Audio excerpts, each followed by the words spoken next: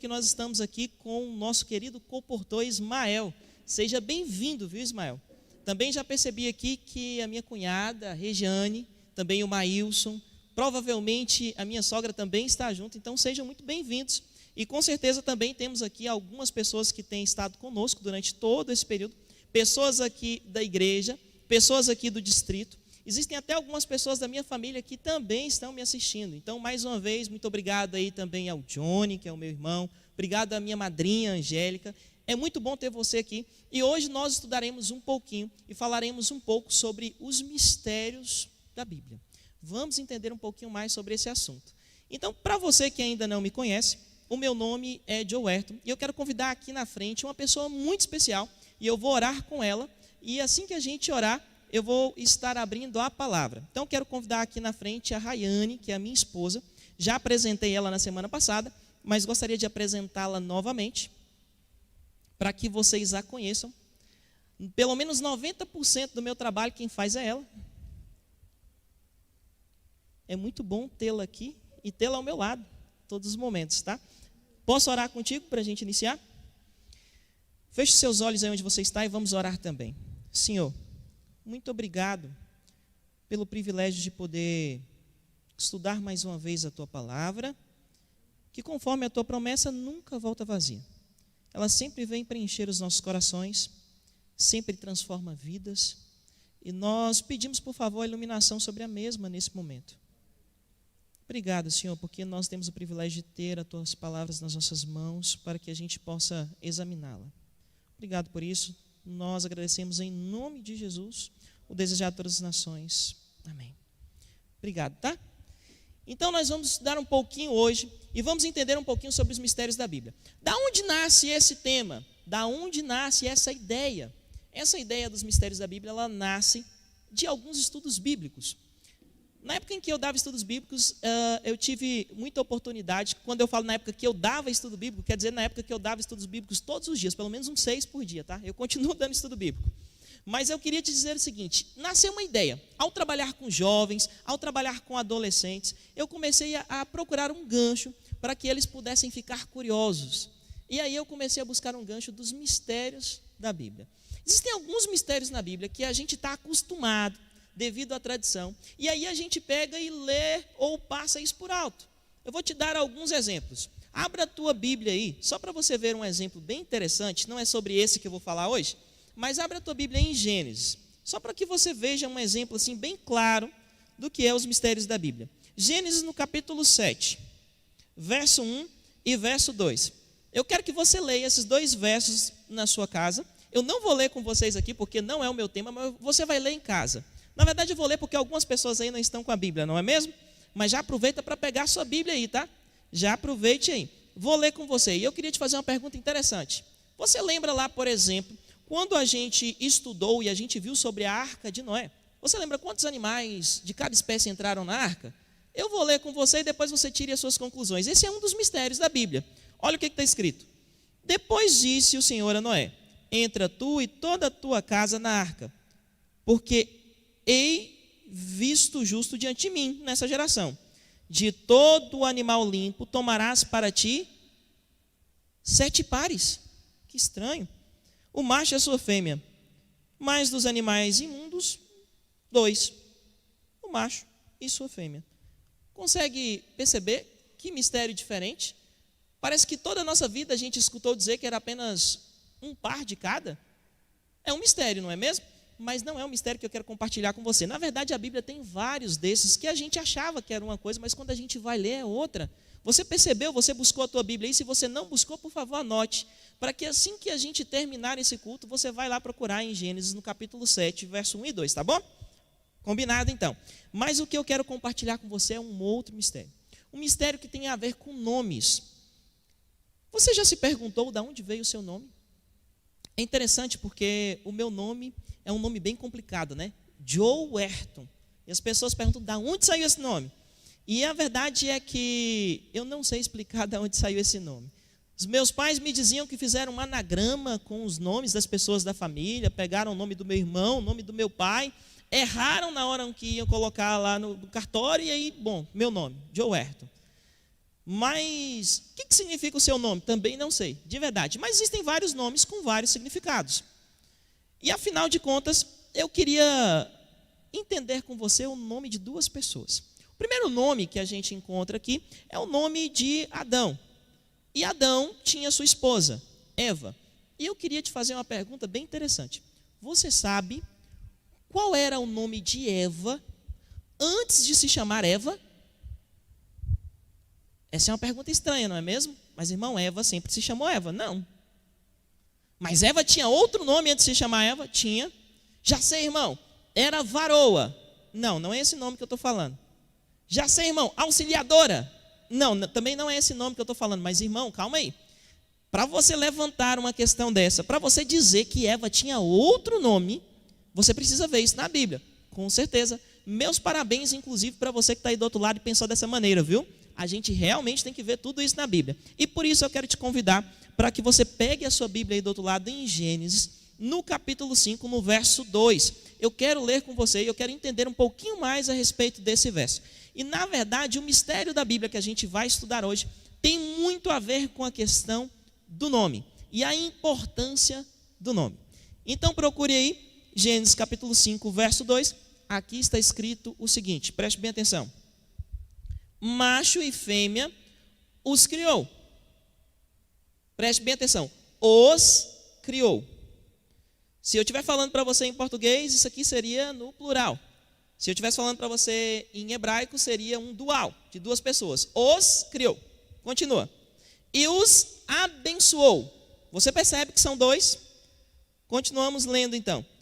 E chamou o seu nome de Adão. No dia em que foram criados. Você percebeu alguma coisa de estranho? Eu vou ler com você mais uma vez, preste bem atenção. Macho e fêmea os criou e os abençoou e chamou o seu nome de Adão, no dia em que foram criados. Irmão, não foi Adão e Eva? Não, Adão. No dia em que foram criados, os dois se chamavam Adão.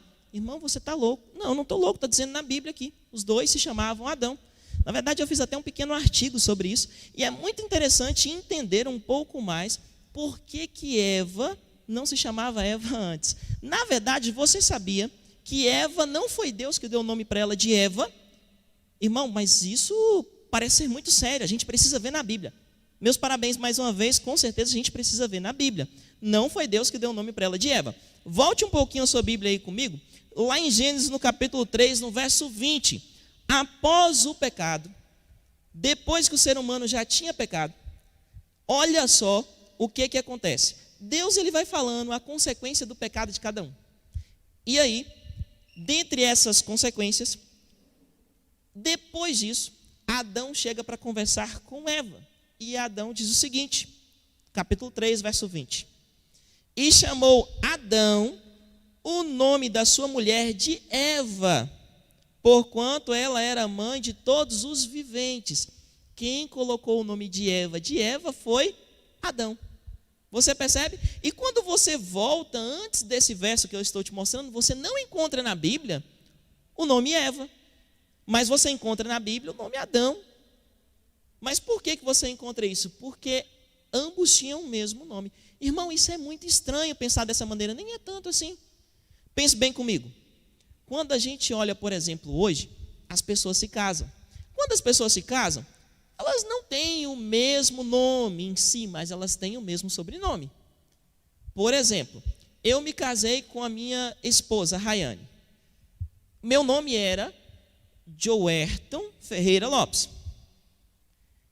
Quando eu me casei com ela, ela ficou com o meu sobrenome, Lopes. E eu também fiquei com o sobrenome dela, que é de Jesus. Eu fiquei pensando, um nome tão bonito assim, tem que ter no meu nome também. E agora eu sou o Joerton Ferreira Lopes de Jesus. Por isso eu costumo até dizer que eu sou de Jesus mais do que uma vez. Sou de Jesus porque Ele me criou, sou de Jesus com certeza porque Ele me salvou, porque tem no meu nome. A minha sogra, inclusive, que está me assistindo, ela me adotou antes de eu me casar, então sou de Jesus porque ela me adotou também. Mas o sobrenome se torna o mesmo quando a gente se casa. Na verdade, se você prestar bem atenção, antes do pecado, Deus, ele não queria a separação, nem mesmo no nome. Se você for analisar, nem mesmo no nome havia uma separação. Na verdade, antes do pecado, existia uma única separação que Deus queria que ela acontecesse. Inclusive, eu acho muito interessante quando eu leio essa parte dessa separação, que Deus queria que acontecesse, eu quero ler com você. Essa era a única. Gênesis no capítulo 2. Procure aí comigo e eu quero ler contigo. É só um capítulo atrás. E a separação era essa, verso 24, diz o seguinte, capítulo 2 de Gênesis, verso 24. Portanto, deixará o homem, seu pai e a sua mãe, apegar-se-á à sua mulher, e serão ambos uma só carne. Exatamente. A única separação que Deus, ele planeja aqui, é a separação dos pais para se casar, para que os dois pudessem ser uma só carne. E se isso ainda fosse hoje, irmão, será que porventura sua esposa também se chamaria Joey? É provável, é provável. Mas olha que interessante, os dois seriam uma só carne. Eu gosto muito de um comentário que eu assisti esses 2 dias e eu gostaria de fazer menção a ele, inclusive para dar o mérito a quem é de fato. Esse é um comentário do pastor Eduardo Batista. Eu gosto muito do comentário dele sobre isso. E ele diz o seguinte, ele diz que nessa separação aqui, ela existia pelo menos 3 aspectos. Qual eram os 3 aspectos? Primeiro aspecto, aspecto geográfico. E eu concordo com ele. Quando a gente se casa, já diz o ditado, quem casa quer casa. Exatamente. Mas tinha um outro aspecto quando a gente se casa. Quando a gente se casa, além de se separar geograficamente, a gente precisa se separar financeiramente. Sim, a gente precisa se separar financeiramente. Afinal de contas, não dá para se casar e continuar sendo sustentado pelos pais. Isso é algo estranho, tá? Para você que está aí do meu lado, inclusive aí, que está aí na telinha, preste bem atenção, tá? Você que está pensando em se casar, lembre-se que você vai precisar aí se sustentar. Então já se prepare aí, tá? Meu amigo, minha amiga que é jovem, adolescente, mas tem uma outra coisa também. Ele diz que a gente precisa também se separar de forma emocional. Não dá para todo dia estar ligando para o pai, para a mãe, e dizendo para ele assim, estou com problema, estou com desafios. Não, a gente precisa agora ter uma emoção um pouco mais diferente. E durante esse comentário existe algo que eu acho muito interessante, porque a gente lê esse verso e a gente está falando a respeito de nome e você deve estar se perguntando, mas o que tem a ver uma coisa com a outra? Você já vai me entender, tá? Preste bem atenção. O que eu estou falando com você aqui não é a respeito simplesmente do nome de Adão e Eva e nem simplesmente a respeito de casamento. Eu quero levar você para ver um mistério da Bíblia um pouco mais além. Por favor, abra a tua Bíblia agora, lá no livro de Efésios. Preste bem atenção que eu quero ler com você aqui em Efésios, no capítulo 5. Olha só. Estou abrindo a minha aqui agora.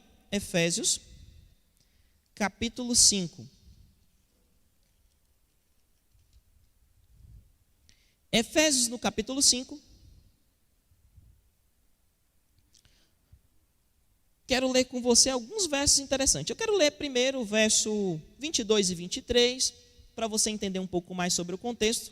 Mas o verso que eu realmente quero entender com você é o verso 31 e o verso 32. Olha o que está escrito aqui. Verso 22 e 23. Vós, mulheres, sujeitai-vos ao vosso marido como ao Senhor. Porque o marido é o cabeça da mulher, como também Cristo é o cabeça da igreja, sendo o próprio salvador do corpo. Não quero explicar esse verso para você, talvez em um outro momento. Eu só quero te dizer uma coisa simples. Existe uma comparação aqui entre Cristo e o noivo e entre a mulher e a igreja. Consegue ver essa comparação? Vou ler de novo, olha só o verso 23. Porque o marido é o cabeça da mulher, como também Cristo é o cabeça da igreja. Consegue perceber essa comparação entre Cristo e o noivo e entre a mulher e a igreja? Agora preste muita atenção, porque nós estávamos falando a respeito de nome e nós estamos falando a respeito de casamento. E existe um mistério e eu quero entender esse mistério contigo. Verso 31. Olha o que está escrito agora. Por isso, deixará o homem, seu pai e a sua mãe, e se unirá à sua mulher, e serão os dois uma só carne. Mas é o mesmo verso, irmão? Sim, só que veja o verso 32 agora. Grande é este mistério. mas eu me refiro, porém, Cristo e a igreja. Parece que na carta de Efésios não estão falando só a respeito de casamento. Está falando também da separação entre pai e mãe, mas está falando a respeito da separação de pai e mãe, se referindo a Cristo e a igreja. Mas, irmão, afinal de contas, como é que Cristo, ele abandonou o pai e mãe para vir aqui? É estranho, não é, pensar isso? Mas, irmão, é ainda mais estranho pensar como a igreja consegue abandonar pai e mãe para ir até Cristo. Como é que a gente consegue abandonar a própria casa para poder se casar? Como funciona isso quando a gente pensa em Cristo e na igreja? Bom, quando a gente pensa em Cristo não é tão complicado assim. Se a gente imaginar que Cristo, ele deixou o céu, que Cristo se tornou ser humano, para vir até a terra, para salvar a mim, para salvar a você, que faz parte da igreja, que a gente viu nesse símbolo que é a mulher, você começa a entender que Cristo, na verdade, ele deixou a sua casa para se casar conosco. Consegue entender isso? Mas vamos um pouquinho mais além. E agora eu queria que você que faz parte de alguma igreja, eu sei que existem pessoas que me assistem agora, por exemplo, que são da igreja Assembleia. Alguns que são católicos. Eu sei de algumas pessoas, porque conheço algumas por nome aqui. Alguns adventistas também. Então, eu queria que você prestasse muita atenção, você que é de uma igreja. Preste bem atenção no que nós vamos entender agora. E quando eu, que faço parte da igreja, quando eu que sou igreja, quando eu decido me casar com Cristo, o que eu preciso abandonar? Qual é a casa que eu preciso abandonar? Preste bem atenção agora. Lembra lá da referência que eu utilizei do pastor Eduardo? Geograficamente, financeiramente. Lembra disso? Preste bem atenção. Cristo perante Pilatos. Meu reino não é deste mundo. Presta bem atenção em alguns outros versos. Cristo lá em João 14, dizendo que ele está indo para o céu, está indo para o Pai, mas ele vai voltar e vai nos buscar para ele mesmo. Você percebe que, como igreja, você precisa deixar essa terra de forma geográfica para se casar com Cristo? Você entende isso? Você entende que um dia eu e você, nós vamos morar com Cristo? Você consegue compreender que nós iremos para o céu? Consegue entender isso? Que bom que você entende isso. Preste bem atenção agora. E financeiramente, como é que eu faço como igreja para poder me casar com Cristo? Gosto de alguns versos que a gente encontra em Mateus, no capítulo 6. E é interessante porque a Bíblia fala muito desse assunto. Mas ela diz para você não ajuntar tesouros, onde a traça, a ferrugem, ela corrói, mas ajuntar em um local que não acontece nada disso. Você entende que financeiramente você precisa aprender a depender de Deus? Você precisa aprender a depender de Cristo? Mas emocionalmente, como é que funciona? Não ameis o mundo, nem o que o mundo há. Se alguém ama o mundo, o amor do Pai não está nele. Você percebe que a gente precisa deixar as emoções desse mundo para ter uma emoção verdadeira junto com Cristo? Você consegue entender isso? Você consegue entender que, como igreja, nós precisamos abandonar aquilo que nós temos para estar perto daquilo que Deus tem para cada um de nós? Eu queria que você ainda prestasse atenção em algo muito importante mesmo. O grande desafio desse século, o grande desafio da igreja hoje, não é que a igreja ela resolveu trair a Cristo. Não. O grande desafio é que a gente se acostumou com a casa de pai e mãe.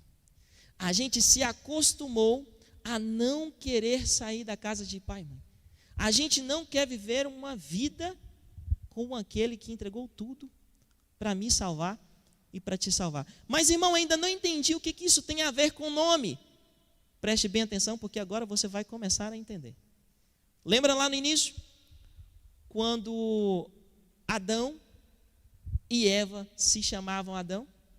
Quando nós nos casamos, adivinha o que acontece? Nós trocamos o nosso nome. E de repente, amigo, um dia, você, eu, nós tomamos uma decisão. Começamos a estudar um livro muito importante, a Bíblia. E de repente eu e você percebemos que Cristo queria formar um compromisso conosco. E em um momento a gente foi liberto através desse livro. Em um momento Cristo nos libertou. E a gente olhou e falou assim: olha, eu decidi assinar esse compromisso com Jesus. E no meio desse símbolo de casamento, eu e você resolvemos firmar essa aliança. E um dia eu e você descemos as águas batismais e nascemos como uma nova criatura. Nascemos para uma nova vida. Mas e o meu nome continuou igual? Mais ou menos. Porque a partir daquele momento, as pessoas começaram a olhar para você, que agora decidiu se casar com Cristo, que é o noivo da igreja, e elas começaram a chamar você por um outro nome. Elas começaram a olhar o Joey andando e falar assim: aquele ali é um cristão. Eva antes se chamava Adão, e agora olharam para o Joey e falaram assim: aquele é cristão. Por quê? Porque assumiu um compromisso com Cristo. E aí começaram a olhar para mim e para você e falar: aquele é cristão, aquela é cristão. E olha, isso é uma bênção. É uma grande bênção e uma grande responsabilidade. Mas por quê? Grande bênção, deixa eu te explicar. De repente está passando o meu nome e os teus nomes nos livros que se encontram no céu. Os livros que têm todas as nossas obras, aqueles que têm tudo que a gente fez, sabe? E de repente está passando ali o meu nome e o seu nome. E naquele julgamento, começa a se ler: Joerton Ferreira Lopes de Jesus. E quando vê todos os meus feitos, todas as minhas obras, não há outra solução. Realmente, Joerton Ferreira Lopes de Jesus se perdeu. Não tem como. Tem que ser destruído. E quando já está quase para se acender o lago de fogo e enxofre, quando já está quase para ser eliminado, quando já está quase para ser devorado pelo fogo, aparece um advogado. E esse advogado fala: não, peraí, o que está escrito no livro aí? Eu quero que você entenda que eu estou fazendo um simbolismo para que você possa entender, tá? Está escrito Joerton Ferreira Lopes de Jesus. Não, está errado. Você está olhando o nome dele ainda de solteiro. Existe um nome dele ainda de casado. Mas qual é o nome dele de casado? Ele casou comigo. Procura aí agora o nome Cristo. Procura aí cristão. O que está escrito aí? Cristão. Aí procura um Cristo, nunca pecou, nunca fez nada de errado. E aí não tem outra solução. Realmente vai ser salvo. Você consegue entender que com Cristo não tem como se perder, mas que sem Cristo não tem como se salvar? Consegue entender que eu e você, nós somos salvos por conta do nome de Jesus? Você consegue entender isso? Deixa eu ler um outro verso, e esse verso talvez ele fale um pouco mais forte ao seu coração. Atos, eu vou ler Atos com você agora. Olha só o que está escrito aqui em Atos. Atos, no capítulo 4, no verso 12. Preste bem atenção. E em nenhum outro há salvação, porque também debaixo do céu nenhum outro nome há dentre os homens pelo qual devamos ser salvos. Você percebe que não há nenhum outro nome que possa me salvar ou te salvar? É somente o nome de Jesus. Por isso, amigo, se você realmente quer ser salvo, entenda, só tem uma maneira. A gente só consegue ser salvo por conta de Cristo. Mas o que eu posso fazer para ser salvo, Joey? Você precisa aceitar esse casamento, esse símbolo de casamento. Mas, Joey, e com as minhas obras, o que eu posso fazer? Deixa eu te usar uma outra ilustração bem simples. Nessa grande ceia que Jesus ele preparou para mim e para você, a gente só consegue levar duas coisas: fome e sede, e mais nada. Na verdade, toda a ceia já foi preparada por Ele.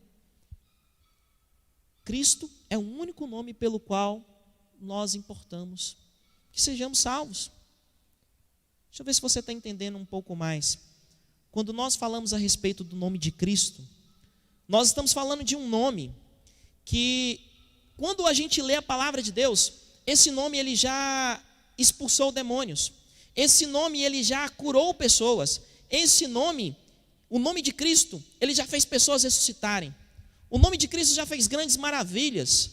Davi, na presença de Golias, disse: você vem com uma espada, com lança, com dardo, eu vou a você em nome do Senhor. Você consegue entender que o nome de Cristo, ele fez tudo isso? O nome de Cristo, ele ainda faz tudo isso. E se tem um motivo para mim, e se tem um motivo para você ainda ser salvo, é por conta do nome de Jesus. Você consegue entender isso? Se eu e você, nós queremos realmente ser salvos, a gente precisa amar e a gente precisa entender melhor o nome de Cristo em nossa vida. Só que para isso você precisa entender uma outra coisa. Essa é a grande dádiva, essa é a grande bênção. Mas também há uma grande responsabilidade. E qual é a grande responsabilidade? Está eu andando pelas ruas, fazendo coisas certas ou coisas erradas.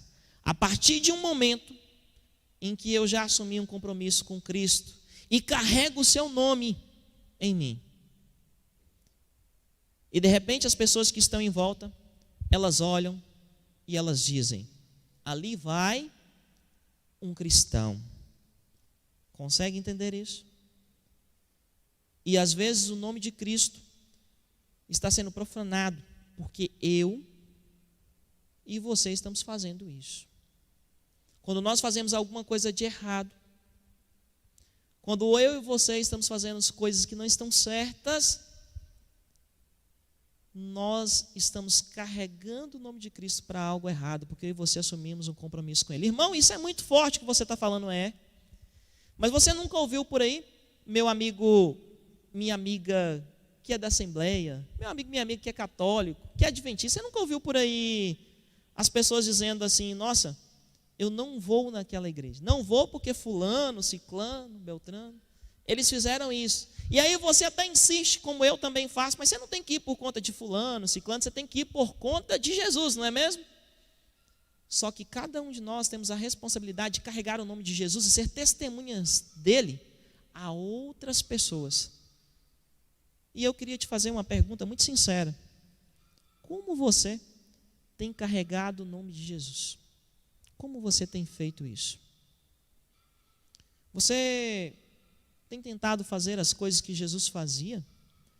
Você tem tentado pensar como Jesus pensava? Tem tentado ver e ouvir aquilo que Jesus via e ouvia? Você tem dado testemunho daquele que deixou tudo para assumir um compromisso comigo e contigo? Sabe? Tem uma história, eu não sei se é simplesmente uma fábula ou se é uma história real, mas ela me traz uma ilustração muito, muito interessante. Segundo essa história, diz que Alexandre o Grande, um dos seus exércitos, foi para a guerra, e quando o exército dele estava na guerra, diz que naquele dia, quase todas as pessoas do exército dele morreram, a não ser um garoto, que no meio da guerra tropeçou, e caíram ali em cima dele alguns cadáveres. E naquele momento, diz que aquele garoto ficou quieto. E depois que tudo acabou, aquele garoto, ele voltou, se apresentou a Alexandre e disse: olha, todos morreram, só sobrou eu para poder contar a história, que fiquei escondido depois que tropecei. Alexandre olha para ele e pergunta: mas garoto, qual o seu nome? E o garoto fala: o meu nome é Alexandre.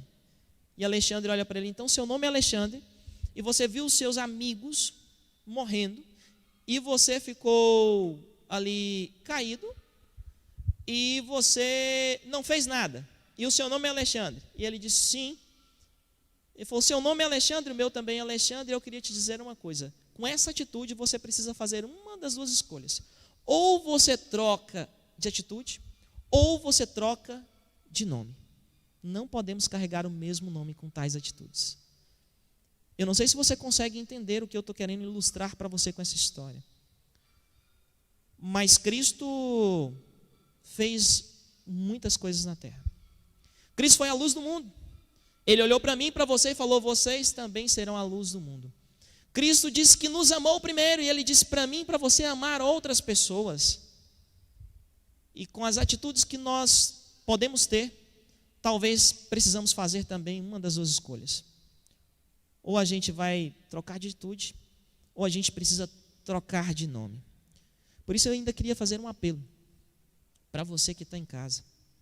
Primeiramente, eu queria que você entendesse bem o porquê do nome de Jesus. E esse apelo não é só para você, são para as pessoas que estão comigo aqui também. E eu queria que vocês entendessem primeiro o nome de Cristo. Depois eu queria falar uma outra coisa para você. Eu queria que você assumisse essa responsabilidade de estar com Cristo, de ter o nome dele, de carregar o nome dele. E mais uma vez, não é só para você, mas é para todos que estão aqui conosco nessa noite. E depois, se até então, aquilo que nós carregamos, aquilo que nós fazemos, não está de acordo com aquilo que Cristo fazia, eu quero convidar você a uma mudança. Para vocês que estão aí e para aqueles que nos assistem aqui também. Nós precisamos de uma mudança, se aquilo que nós fazemos não está de acordo com o que Cristo fazia. E eu ainda queria fazer mais um apelo. Talvez você, até hoje, e esse é o meu último apelo, talvez você ainda não aceitou esse compromisso, um compromisso com Cristo. Alguém que entregou tudo para estar ao meu lado e para estar ao seu lado. Talvez você ainda não carrega o nome dele. Eu queria que você entendesse que além da grande responsabilidade, você tem uma grande dádiva. Não há uma outra forma de ser salvo. Não há outro nome que possa trazer a você a salvação. Talvez você ainda esteja apegado a outros nomes. Talvez você ainda confie em alguma outra coisa. Eu queria dizer para você que não existe um outro nome, porque quem diz isso é a Bíblia. Por isso, amigo, amiga que ainda me assiste nesse momento, os que estão aqui, olhe para esse nome e deixe que Cristo cumpra na sua vida aquilo que ele veio fazer nesse mundo: salvar e buscar aquele que havia se perdido. Aproveite aí, você que está assistindo nesse momento, e coloque escrito naquele link: eu aceito o nome de Cristo. Coloque aí: eu aceito. Isso é para aquelas pessoas que ainda não aceitaram, mas é para aquelas pessoas que já carregam o nome de Cristo, para que você aceite verdadeiramente na sua caminhada diária. Escreva aí: eu aceito. Eu aceito carregar o nome de Cristo, porque eu sei que isso é uma grande dádiva, é uma grande responsabilidade, mas eu aceito. Porque se lembre, amigo, você agora também é chamado de cristão. Nós tivemos algumas pessoas aqui, da qual nós estamos orando por elas. Eu queria dar uma olhada aqui. E nós temos aqui, inclusive, várias pessoas aqui. Glauciene Camargo. Glau, seja mais uma vez bem-vinda, tá? É muito bom ter você aqui conosco. Se não me falha a memória, lá do Bezerra, igrejinha muito maravilhosa, da qual a gente plantou ali. E já fazem quase 3 anos e meio que eu não passo por aí no Bezerra. Mas sinto muita saudade, tá? Espero que todos vocês estejam bem por aí, tá, Glau? E eu tenho certeza, Glau, que tu também já tem tomado essa decisão aí, viu? Eu me lembro que a gente fez aquele estudo completo. Não me lembro o que aconteceu depois disso, mas eu me lembro que a gente fez aquele estudo completo, Glau. É muito bom ter você aqui assistindo conosco hoje. E eu tenho certeza que você é uma pessoa que já aceitou esse compromisso com Cristo. Por isso, que Deus abençoe você nessa caminhada, viu, Glau? Nós temos o pastor Geovan aqui, Alceni, Antônia, Maria Aparecida, Nildete, Maria dos Anjos, o Francisco, a Joyce. Joyce, seja bem-vinda mais uma vez. Que bom que você está aqui. Me lembro que a gente estava até conversando, né, a respeito de como, há algum tempinho atrás, através de um livro que você leu, né, e de repente você aceitou realmente estar ali mais perto de Deus e assumindo ali o nome dele. Que bênção, viu? Temos aqui a minha madrinha, Angélica. Inclusive, interessante tê-la aqui. Eu fiquei me lembrando, enquanto eu montava esse sermão, sobre a questão dos nomes, né? Como os nomes são importantes. Inclusive, eu me lembro do meu avô me contando o porquê do teu nome. Eu acho que tinha a ver com uma árvore, Angelinha, alguma coisa assim, não era? E eu me lembrei de ti, quando eu estava aqui lendo e fazendo esse sermão. Mas saiba que, apesar do seu nome ser importante, mais importante ainda é o nome de Cristo na nossa vida. Esse é o nome mais importante e é o único realmente importante pelo qual nós devemos ser salvos. Não há outro nome. Então a gente precisa assumir esse nome a cada dia, viu, madrinha? Tem o meu irmão aqui, Johnny, né? E é uma satisfação tê-lo conosco. Eu sei que você também ama o nome de Cristo. Tenho certeza que cada estudo bíblico daquele fez grande diferença também. Temos a Gleice e várias outras pessoas, né? Inclusive, o Francisco estava pedindo oração pela família. Nós vamos orar, tá, Francisco? Pela tua família. Não vamos esquecer disso, não. E eu quero orar com cada um de vocês aqui. Os que ainda não mandaram seus pedidos, eu queria convidar você a mandar os seus pedidos de oração. Os que estão aqui já tiveram a oportunidade de colocar os seus pedidos aqui escritos. Você pode escrever aí ou pode me mandar uma mensagem também no privado. E nós vamos estar orando por cada um desses pedidos. Nós ainda temos o Gilberto, a Lívia, a Maria Aparecida Souza. Nós ainda temos o Paulo Ferreira da Silva, a Ana Cláudia, a Tânia, Rosilane também. Nós ainda temos o Reinaldo. Nós ainda temos a Lourdes também, a Meire. São várias pessoas que estão conosco. E eu queria agradecer a presença de cada um de vocês. Queria orar de forma particular, como a gente tem feito durante toda essa semana. Eu sei que você já recebeu uma mensagenzinha aí, que eu estava orando por você, pelo teu pedido. E eu quero continuar orando por você. E que Deus te abençoe, te ilumine, e que você carregue a cada dia com muita honra o nome de Jesus em sua vida. Vamos fechar os nossos olhos aí onde você está e vamos pedir a Deus que nos abençoe ricamente e que a gente realmente carregue o nome dele. E nessa oração, para você que tomou essa decisão de carregar com honra o nome de Jesus, para você que entendeu o quanto esse nome ele é importante, eu queria convidar você, cada uma dessas pessoas que eu citei o nome, e várias outras que eu não citei, eu queria convidar você aí onde você está ou aqui onde nós estamos, e eu queria convidar você a uma ação. Há uma ação que demonstra quanto você confia nesse nome. Há uma ação que faz você entender isso.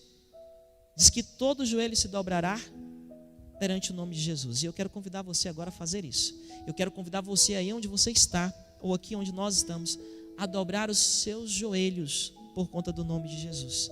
E eu quero convidar você a orar a Ele. Então aí onde você está, por favor, se ajoelhe aí. Se ajoelhe nesse momento, eu vou me ajoelhar aqui também. E eu quero orar com você.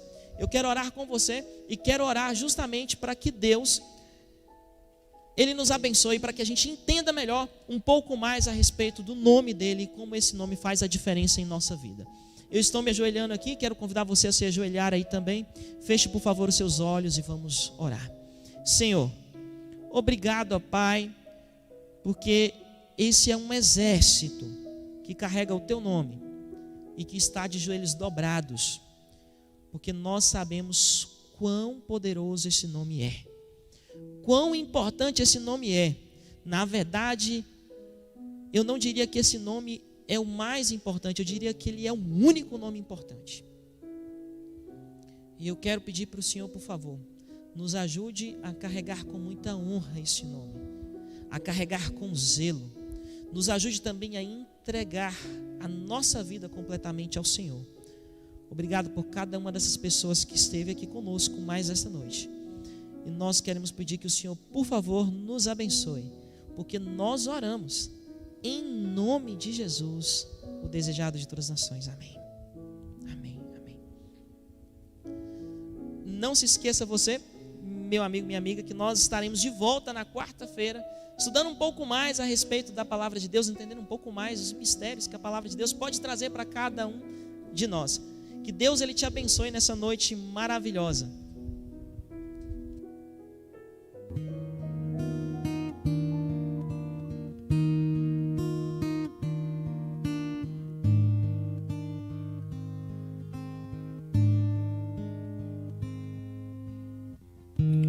Eu não vi o mar se abrir, eu não vi o coxo andar, também não vi gigante cair, mas escolhi confiar.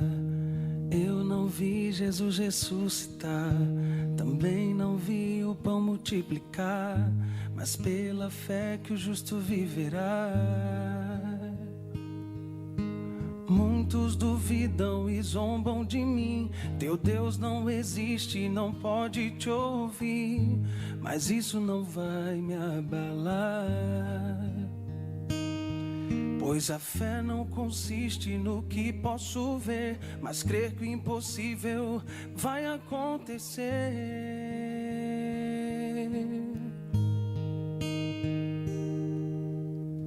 E se o mar não abrir e o faraó me alcançar, eu não vou desistir, não vou duvidar. E se o gigante não cair, se a fornalha